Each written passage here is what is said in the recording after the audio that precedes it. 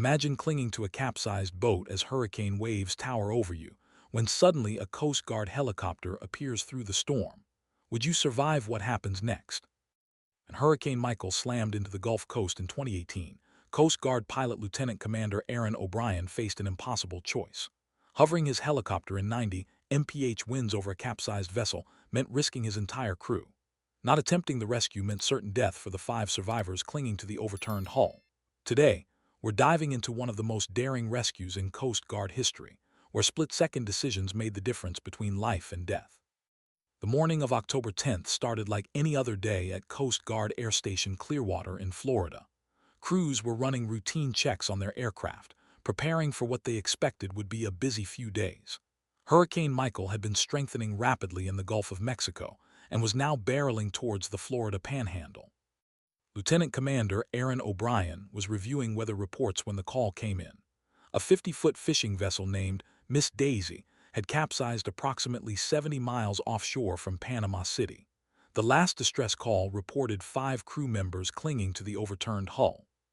When we got that call, we knew it was going to be dicey, O'Brien later recalled. The storm had intensified overnight to Category 4, almost Category 5. We're talking sustained winds of 155 miles per hour near the center. Even at the edges where this boat was, we were looking at 90-mile-per-hour gusts and 30-foot seas. The math wasn't good. The fishing vessel had capsized in an area where the hurricane's outer bands were already producing extreme conditions. By the time a rescue helicopter could reach them, the storm's full fury would be bearing down on that exact location. O'Brien gathered his crew, co-pilot Sarah Mitchell, flight mechanic Carlos Rodriguez, and rescue swimmer Petty Officer Daniel Jackson. As they suited up, O'Brien laid out the situation with brutal honesty. "I told them straight up, this mission was beyond risky. We'd be flying directly into hurricane-force winds to attempt a rescue that might not even be possible when we got there. I made it clear that anyone could opt out without judgment." No one did. They boarded their MH-60 Jayhawk helicopter, the Coast Guard's workhorse for maritime rescues, and lifted off. The helicopter typically cruises at around 140 knots, but heading into the storm's headwinds, their ground speed dropped to just 50 knots at times.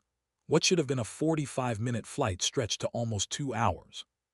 As they approached the last known coordinates of the Miss Daisy, the conditions deteriorated rapidly.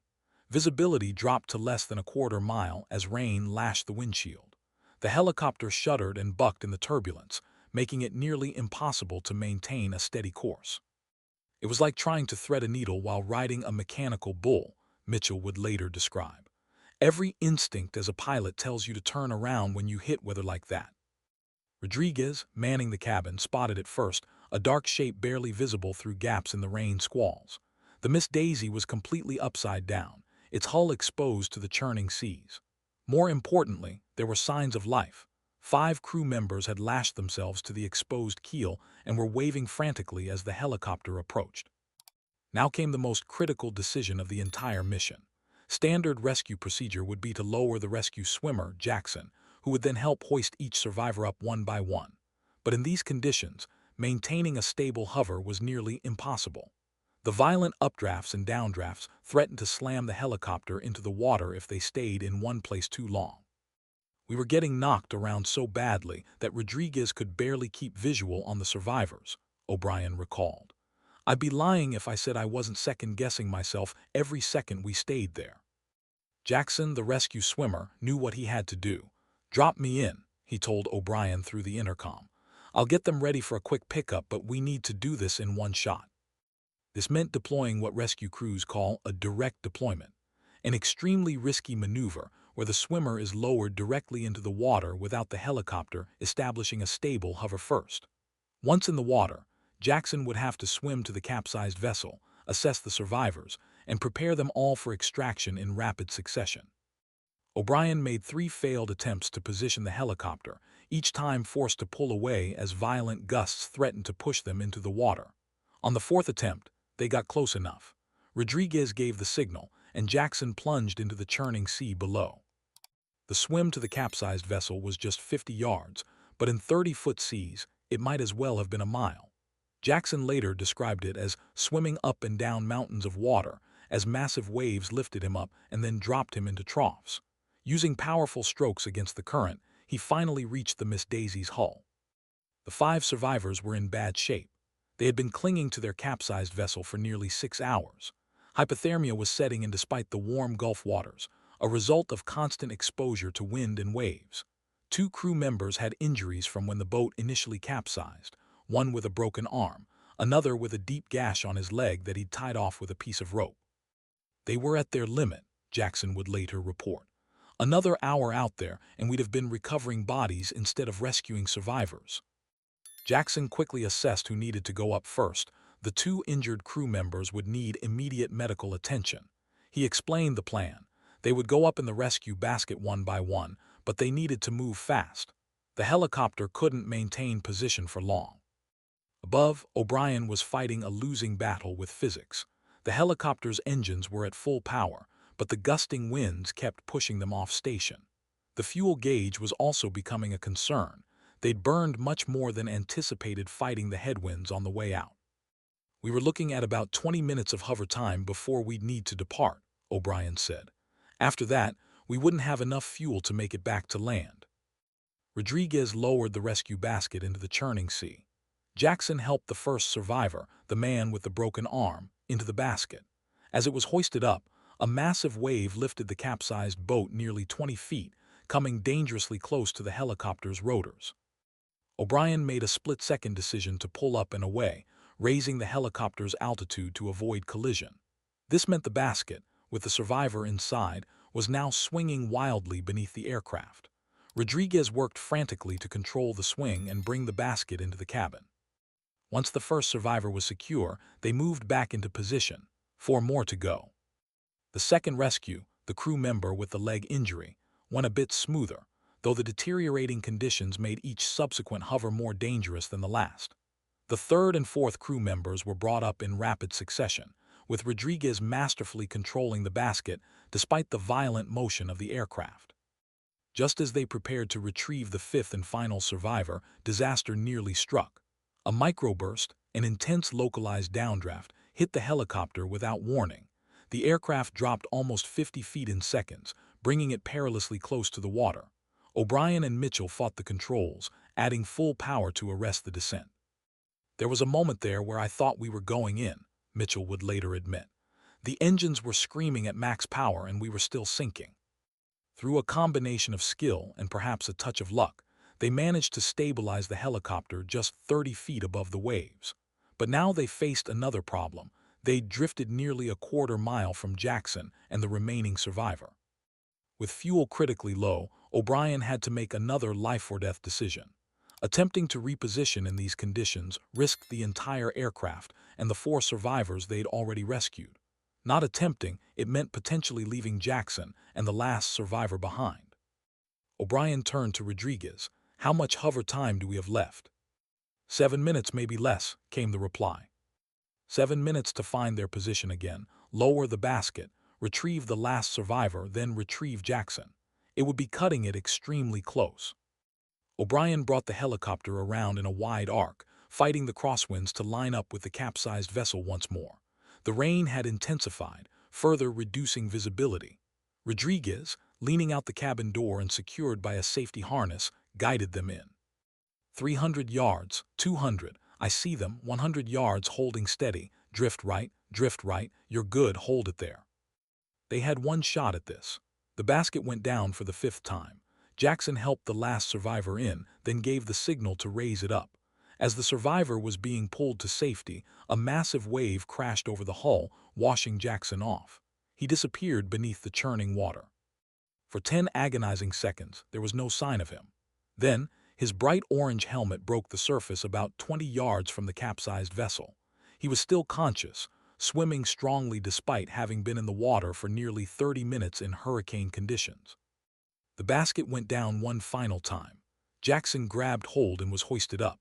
As Rodriguez pulled him into the cabin, O'Brien was already turning the helicopter towards land. Fuel at minimum, Mitchell reported. We've got about 30 minutes before we're swimming too. With all 5 survivors and Jackson safely aboard, they raced away from the storm, the helicopter's engine straining against the headwinds. The The nearest land facility with medical capabilities was now over 100 miles away, and their fuel situation was critical. O'Brien made the call to divert to an oil platform 40 miles northeast of their position. Though it lacked medical facilities, it would get them out of the air before they ran out of fuel. From there, they could coordinate a secondary medical evacuation. As they approached the platform, their low fuel warning began to sound, a continuous, high-pitched beep that every pilot dreads. They touched down with less than 10 minutes of fuel remaining. Platform workers rushed out to help the survivors into the facility's small medical bay. Though basic, it had enough supplies to stabilize the two injured crew members until a second Coast Guard helicopter could reach them after the storm passed. As for O'Brien and his crew, they were stranded on the platform for nearly 24 hours as Hurricane Michael raged across the Gulf. When they finally returned to Air Station Clearwater the following day, the magnitude of what they'd accomplished began to sink in. The rescue would later be recognized as one of the most daring in Coast Guard history. All 4 crew members received the Distinguished Flying Cross, one of the highest honors awarded for extraordinary heroism in aerial flight. When asked about the experience months later, O'Brien remained humble. "We were just doing the job we're trained to do," he said. The real heroes were those fishermen who managed to survive for hours in those conditions, and Jackson, who put his life on the line to save 5 complete strangers. The Miss Daisy was never recovered, presumably sinking beneath the Gulf waters as the hurricane passed. But thanks to the extraordinary courage of 4 Coast Guard members, all 5 of her crew lived to tell the tale. This rescue highlights something we often forget about the men and women of the Coast Guard. While they may not always receive the same recognition as other branches of the military, they consistently put themselves in harm's way to fulfill their motto, "So others may live." The story of the Miss Daisy rescue isn't just about extraordinary heroism in a moment of crisis. It's also about the years of training, the countless hours of practice, and the unwavering commitment to duty that made such a rescue possible in the first place. Coast Guard pilots like O'Brien typically have thousands of flight hours before they're entrusted with command of a rescue helicopter. They train regularly in all-weather conditions, practicing hovers, approaches, and rescue techniques until they become second nature. This training is what allows them to perform when it matters most. For flight mechanic Rodriguez, operating the hoist in calm conditions is challenging enough. Doing so in hurricane-force winds, with the helicopter pitching and yawing violently, requires extraordinary skill and focus. A mistake of just a few inches could mean slamming a survivor into the side of the aircraft or dropping them back into the churning sea.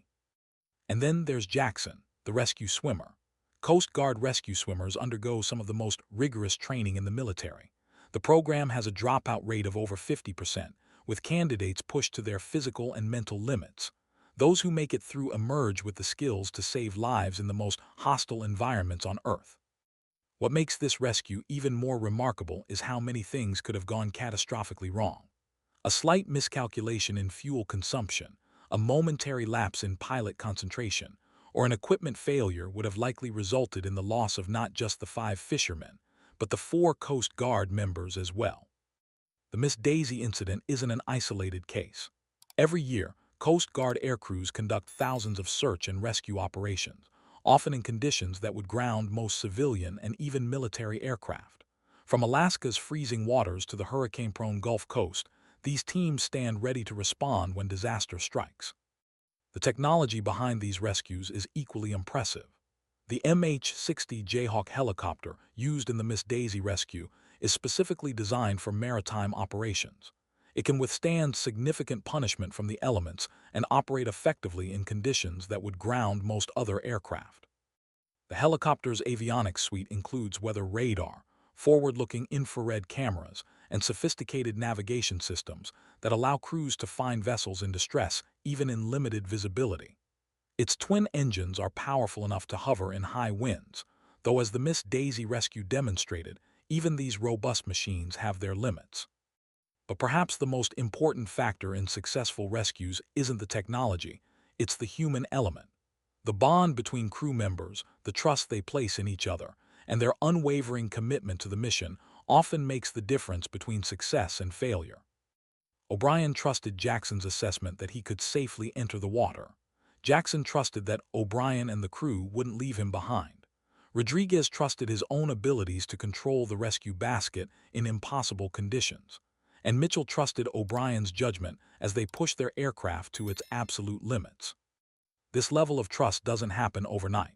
It's built through countless missions, through training exercises, and through the shared understanding that each person will do whatever it takes to complete the mission and bring everyone home safely.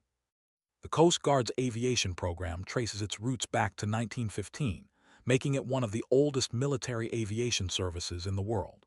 In the century since its founding, Coast Guard aviation has been at the forefront of search and rescue techniques, pioneering methods that are now used by maritime services worldwide. The service's history is filled with stories similar to the Miss Daisy rescue, moments when ordinary men and women did extraordinary things to save lives at sea.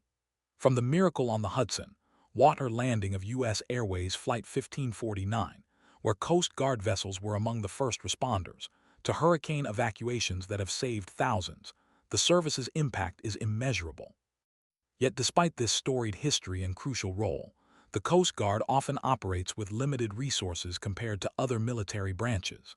Its annual budget is a fraction of what the Navy, Army, or Air Force receive, forcing the service to do more with less. This reality makes achievements like the Miss Daisy rescue even more impressive.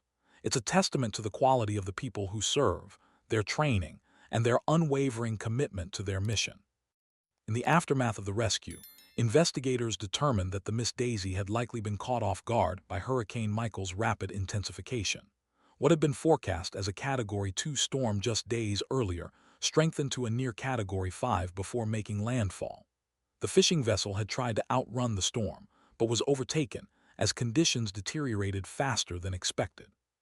This pattern of rapidly intensifying storms has become more common in recent years, presenting new challenges for mariners and rescuers alike. Climate scientists point to warming ocean temperatures as a key factor, providing more energy for hurricanes to feed upon as they cross the Gulf of Mexico. For the Coast Guard, this changing reality means adapting their training, equipment, and procedures to deal with more frequent and more intense rescue scenarios. It means pushing the boundaries of what's possible in maritime rescue, just as O'Brien and his crew did that day in October 2018. The 5 survivors of the Miss Daisy have since returned to normal life. The captain, Marcus Wilkins, retired from commercial fishing after the incident. "After something like that, you look at the sea differently," he said in a rare interview. "I'm thankful every day for those Coast Guard folks who came for us when no one else would or could." For O'Brien, Mitchell, Rodriguez, and Jackson, the Miss Daisy rescue was just one mission among many in their Coast Guard careers. They've each gone on to participate in dozens more rescues, though perhaps none quite as dramatic as their encounter with Hurricane Michael. Their story reminds us that heroism isn't always about grand gestures or dramatic speeches. Sometimes, it's simply about showing up when you're needed most, doing the job you've been trained to do, and refusing to give up even when the odds seem impossible. The next time you see a Coast Guard helicopter flying overhead, remember the Miss Daisy and her crew. Remember the men and women who stand ready to risk everything to save complete strangers. And remember that somewhere, right now, another rescue crew is probably preparing to do the exact same thing. If you found this rescue story incredible, click on the video appearing on your screen now to learn about the miracle on the Hudson River landing and the Coast Guard's crucial role in saving every single passenger.